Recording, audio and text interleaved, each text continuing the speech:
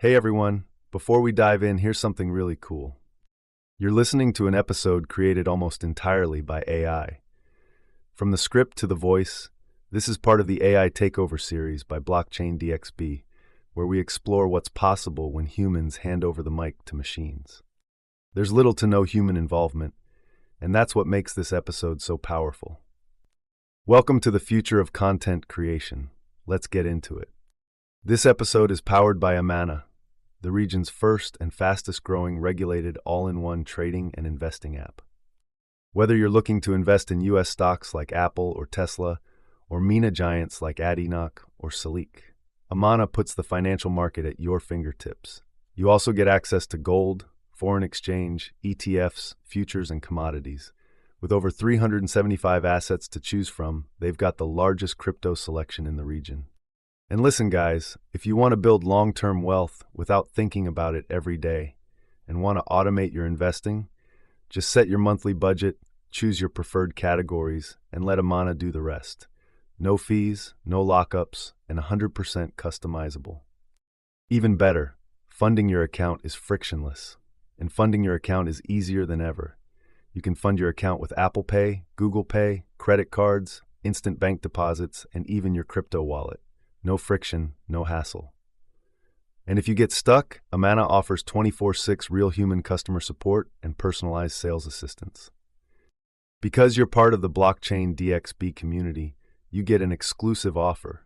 Register with the code BlockchainDXB and make at least one trade to receive a $100 trading bonus credited to your account the following month. So what are you waiting for? Download the Amana app now. The link and code are in the show notes. Next up, Blockchain DXB is proud to be the official media partner for one of the biggest blockchain events of the year, the Blockchain Futurist Conference. For the first time ever, North America's leading crypto event is heading to the United States, taking place at the iconic Guitar Hotel at Hard Rock in Hollywood, Florida. Alongside it is ETH Women, happening simultaneously. Expect multi-stage panels, NFT galleries, DeFi showcases, tech demos, metaverse experiences, and more, all under one roof. It's where the smartest minds in blockchain, crypto, and AI will converge. Get 25% off tickets by using the code DXB25.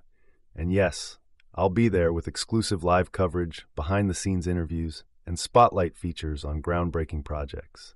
Mark your calendars, November 5th and 6th, 2025. Visit futuristconference.com and use code DXB25. Link is in the show notes.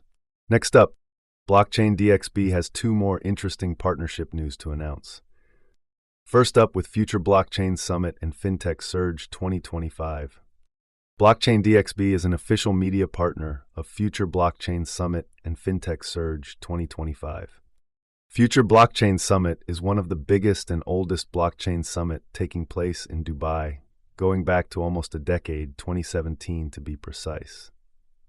The event takes place between October 12th to 15th at Dubai Harbour. This is where blockchain meets fintech to redefine the future of finance. 250 plus world-class speakers, 1,200 plus investors, live demos, product launches, and the exclusive invite-only GITEX Digital Assets Forum, all under one roof. From Web3 pioneers to fintech leaders shaping payments, banking, insurtech, AI, and DeFi, this event brings the entire ecosystem together. Startups, this is your launchpad. Get in front of top VCs, accelerators, and industry leaders. For blockchain and fintech companies, this is where connections turn into partnerships and dreams turn into exits. Register today at futureblockchainsummit.com. Don't just watch the future unfold, own your space in it. Remember, Future Blockchain Summit and Fintech Surge 2025. The registration link is in the show notes below, and see you at Dubai Harbour. Second partnership news kicking off from today is with the leading Bitcoin event organizers on this planet. And this year, Bitcoin Asia is taking things to another level. Bitcoin Asia are hosting a massive gathering this August in Hong Kong, and Blockchain DXB is proud to be an official media partner of Bitcoin Asia 2025. Taking place this August in Hong Kong, Bitcoin Asia is the region's premier Bitcoin gathering, where builders, investors, and innovators meet. It's really an honor for Blockchain DXB to be associated with Bitcoin Asia. Now at this event, expect powerful keynotes, bold conversations, and a headlining session with none other than Eric Trump. He will be sharing his vision for Bitcoin's long-term potential, its role in global finance, and Asia's massive impact on adoption, and a lot more. So listen up, guys. From infrastructure to regulation, privacy tools to lightning development, Bitcoin Asia connects global Bitcoin communities and drives innovation across cultures and markets. And as part of this partnership, you can register for the Bitcoin Asia using the code DXB. All the details are in the show notes below. If Bitcoin's in your blood, this is your event. So, register today at asia.btc and don't forget to use code DXB for 10% off your tickets. Bitcoin Asia 2025, Hong Kong is calling. Be part of the future of Bitcoin. Next up, Advanced Media is the largest distributor of professional video, photography, cinema, and broadcast accessories in the Middle East. They represent over 100 major brands, including DJI, Hasselblad, Red, and Rode. The mic I'm using to record this? Sponsored by Advanced Media. But what really sets them apart is their commitment to purpose. People, planet, and prosperity. That's not just branding, it's their actual business model. They've partnered with SAE Institute in Dubai to offer scholarships to students pursuing a bachelor's degree in filmmaking, each worth AED 50,000. They also run regular workshops, training programs, and tech showcases across the region. For more info, visit amt.t, that's amt.tv. Finally, let's talk about something every crypto investor should take seriously: security. And that's where Ledger comes in. Ledger is one of the most trusted names in crypto security. Their hardware wallets, like the Nano S Plus and Nano X, keep your assets safe by storing your private keys offline. That means you're protected against hacks, malware, and phishing attempts that can compromise online wallets. The company is headquartered in Paris and is constantly innovating. Their team works with world-class security researchers and regularly tests their own products for vulnerabilities. It's why Ledger wallets are used by millions around the world. Using a hardware wallet isn't just smart, it's essential. If you're serious about crypto, it's time to stop relying on centralized exchanges or browser wallets. Click the link in the show notes to order your Ledger wallet and support this podcast at the same time.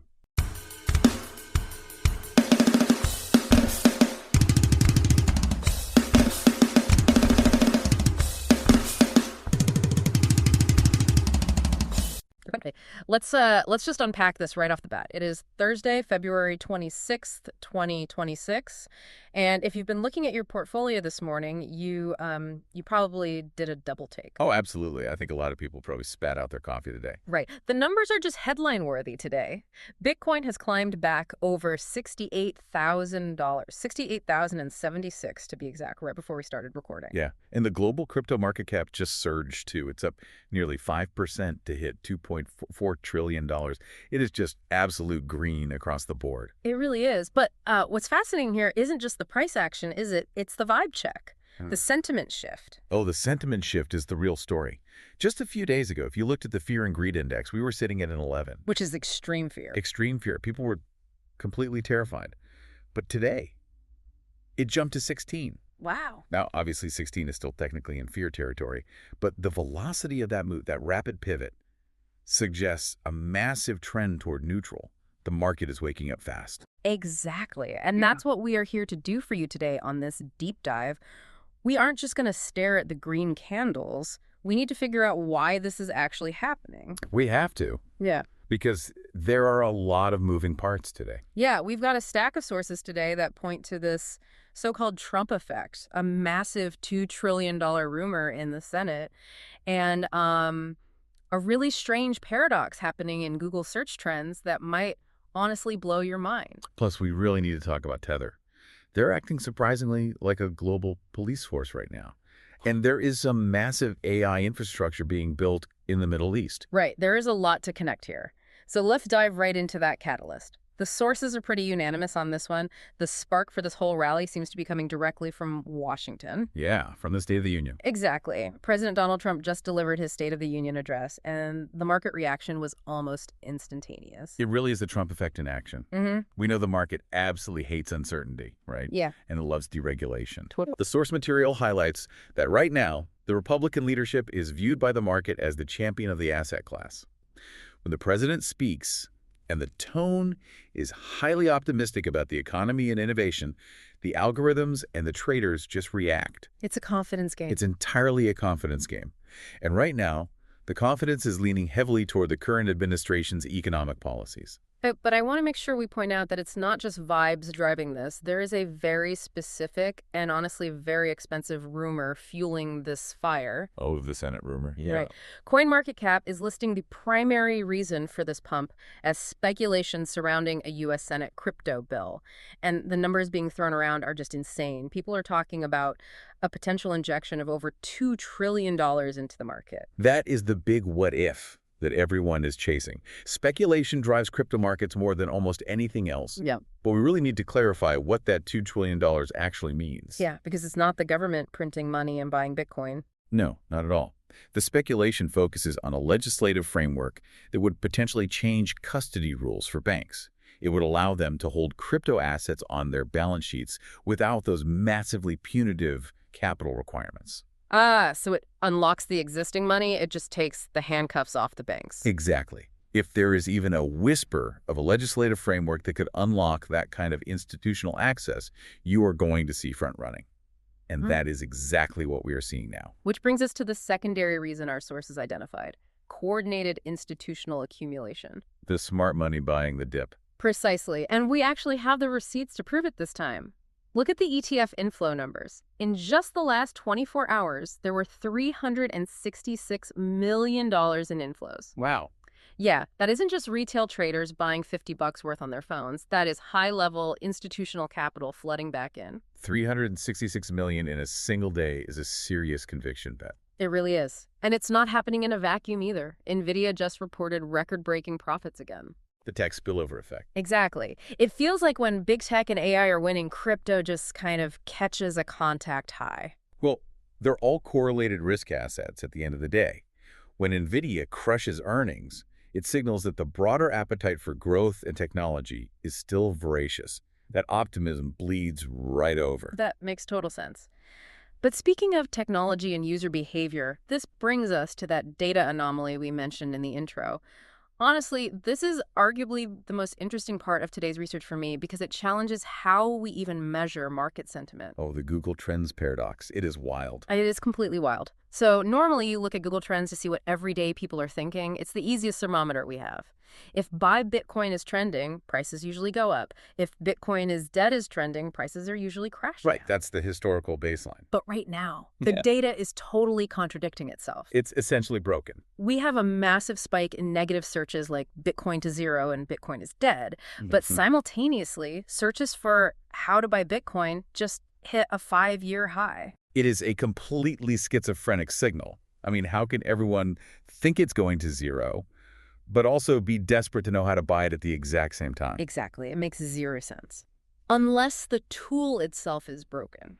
Or rather, the demographics of who is actually using the tool has fundamentally changed. And that is the compelling theory the sources suggest.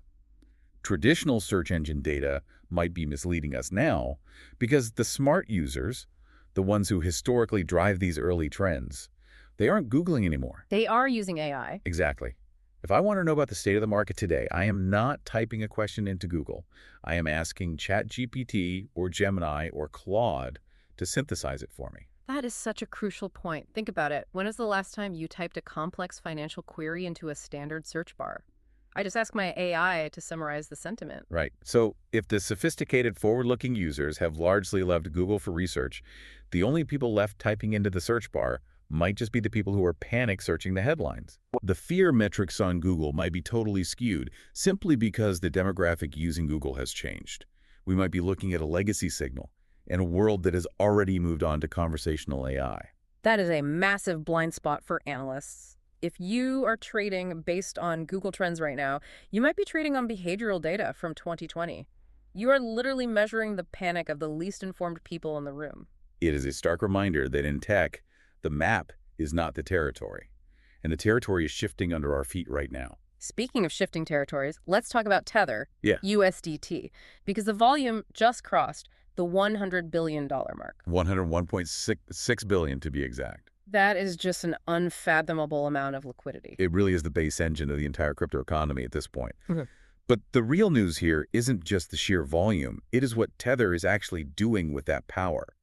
Our sources highlighted a fascinating report about Tether's recent cooperation with the U.S. Department of Justice. Yeah, this really challenges that old Wild West narrative people still expect from crypto. Tether actively helped the DOJ seize $61 million linked to pig butchering fraud schemes. And we should probably pause to explain what pig butchering is, for anyone lucky enough not to know. Please do. It is a pretty horrific type of long con investment fraud. Scammers essentially build a fake relationship with a victim over months, that's the fattening the pig part, before finally convincing them to invest in a fake crypto platform. And then they steal everything. It destroys people's lives. It's just awful. So Tether stepping in to freeze those funds and stop these guys seems objectively like a massive win. Absolutely. And that one case is just the tip of the iceberg. If you look at the full scope of their enforcement cooperation, it is staggering. The numbers are huge. They are. They have frozen over $4.2 billion in illicit assets across 64 different countries. They work directly with the Secret Service to freeze $23 million linked to a sanctioned Russian exchange. They help the Royal Thai Police too, right? Yes, they helped them grab $12 million from a transnational scam network. And they blocked another $6.2 million in Brazil related to money laundering. Okay, so on one hand, this is fantastic. Stopping money launderers and human trafficking scammers is a net positive for society. But here is where it gets really interesting and maybe a little uncomfortable for the crypto purists listening. Philosophical tension. Exactly. Doesn't this fly directly in the face of the whole censorship-resistant ethos of cryptocurrency? That is the core debate of this entire deep dive. The original cypherpunk ideal is permissionless money. The idea that no centralized authority can stop a transaction no matter who you are. Right. But Tether is proving every day that they absolutely can stop transactions. Yeah. They can track, freeze, and seize funds globally, and they often do it faster and more effectively than the traditional correspondent banking system. Honestly, it sounds exactly like a central bank digital currency, a Yeah. CBDC. It really does. And that is a grand irony here. The broader crypto industry generally hates the idea of CBDCs because of the potential for government control and surveillance. Yet Tether, the largest stablecoin in the market, is effectively functioning as a private version of one. They are acting as a global enforcer at the direct request of governments. It raises a massive question. Is Tether becoming the very thing crypto tried to avoid, or is this just the necessary price for mass adoption? That is the ultimate trade-off. You really can't have traditional institutions pouring billions into ETFs if the underlying settlement asset is actively being used to fund shadow fleets and scam grandmas without any consequence. They need it to be clean. Exactly. Institutional money requires clean hands. Tether is essentially scrubbing the floors so Wall Street feels safe walking in. But it definitively proves that stablecoins are not unstoppable code. They are managed, centralized services. It seems like we are moving away from code is law to law is law, enforced by code. That is a perfect way to summarize it. And speaking of the law, we should look at the broader regulatory landscape right now. We really have a tale of two countries in the source material. In the U.S., the mood is, well, let's say it's highly investigatory. Investigatory is a very polite way to put it. We have Democratic Senator Richard Blumenthal officially opening a major inquiry into Binance. Right. And the allegations are severe. He claims Binance allegedly allowed $1.7 billion in transfers linked to Iranian proxies and Russia's shadow fleet, which obviously raises massive concerns about sanctions evasion. And the source material points out a pretty stark political divide happening around this. It notes that Democrats, like Blumenthal, are largely focusing on compliance, cracking down on illicit flows, and launching inquiries. Which the source notes the market sometimes views as a detracting force. Exactly. Meanwhile, as we mentioned earlier with the State of the Union, Republicans are currently being viewed by the market as the champions of the asset class. It is becoming a highly partisan issue in the U.S. One side sees the severe risks, sanctions evasion, funding terror proxies. The other side sees the economic opportunity and the capital market growth. But while the US is fighting this out in inquiries and Senate hearings, the UK is taking a fundamentally different approach. Yeah, the UK is playing in a sandbox, literally. The regulatory sandbox. The Financial Conduct Authority, the FCA, has officially selected 4 firms, including major names like Revolut and Monerium, to explicitly test stablecoins for payments and trading. And this isn't just some theoretical white paper test. This is out in the wild. Real-world conditions. Yes, they are testing issuance, payments, and settlement with real users. The goal is to use all this practical data to shape the actual regulations rolling out in Q1 2026. It is a highly pragmatic approach. Instead of starting with subpoenas and crackdowns, they're starting with a beta test. They want to figure out how to integrate this into the banking sector safely, rather than just trying to ban it or regulate by enforcement. Exactly. It is the difference between regulation by enforcement and regulation by collaboration. The UK clearly wants to position itself as a hub for this technology. They realize these digital assets are going to exist globally whether they like it or not, so they might as well write the rules based on actual observed reality. Speaking of global hubs, we absolutely have to look east today, specifically the Middle East. We usually talk about AI and blockchain as Silicon Valley phenomena, but the source material suggests the center of gravity might be rapidly shifting. The scale of investment happening in the Middle East right now is staggering. Let's just look at Saudi Arabia. Accenture just made a massive move in Riyadh, right in the King Abdullah Financial District. They opened a connected innovation center, and this isn't just a small branch office to show face. This aligns directly with the country's Vision 2030. They are dropping serious capital. Huge capital. They launched a program alongside it called LearnVantage. It is a $1 billion investment focused purely on AI learning and upskilling for the workforce. And look at the partner list for this: Microsoft, Google Cloud, Oracle, AWS. All the heavy hitters in one room. All of them. And $1 billion on training alone is a serious long-term commitment. It really is.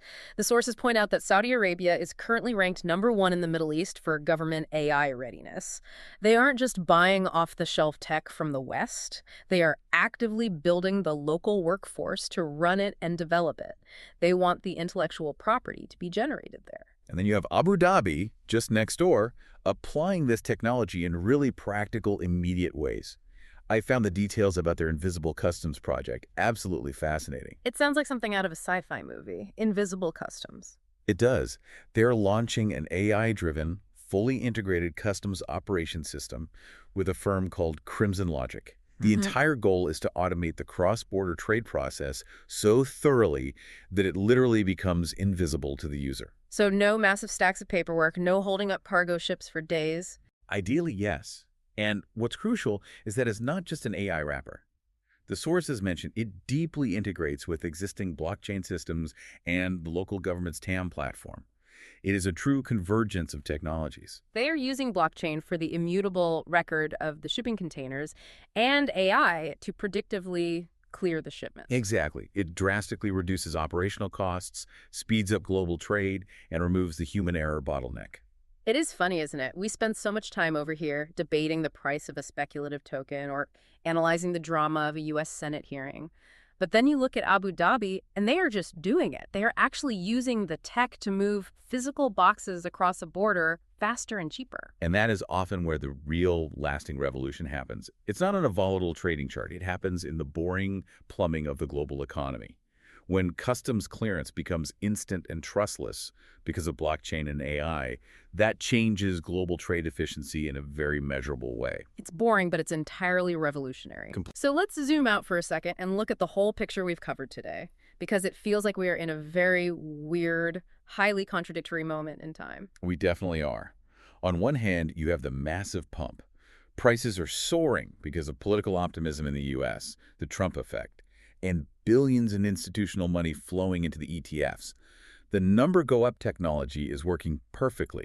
But underneath all that green on the charts, the underlying infrastructure is actually tightening up significantly. Exactly. You have the U.S. Senate aggressively investigating sanctions evasion.